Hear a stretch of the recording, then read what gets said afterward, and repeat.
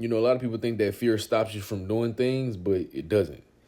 Waiting does. And the longer that you wait, the more logical that fear starts to sound. And now you start to label yourself as scared. But the thing is, you're not stuck because you're scared.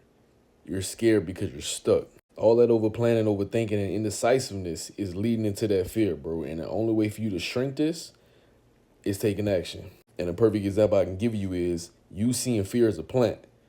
Every time that you hesitate, every time that you start replaying scenarios in your head or just waiting for the perfect moment, you're watering that plant. But the minute that you take action, that plant will still be there.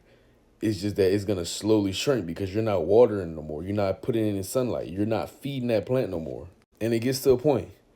At some point, that preparation stops being preparation and it ends up turning into protection.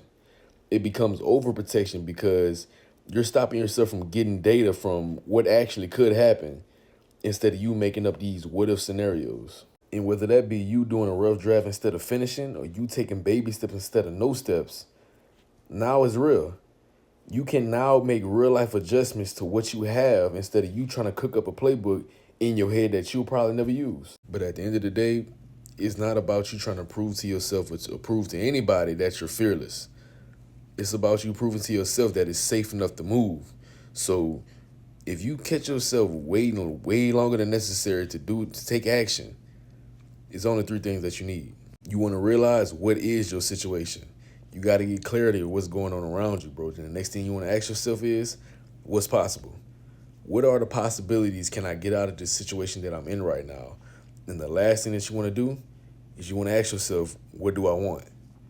You have to set your intention after you find out what possibilities can you get out of the situation around you. And if you found this video helpful, share this to someone that can benefit from this, and always be easy but locked in.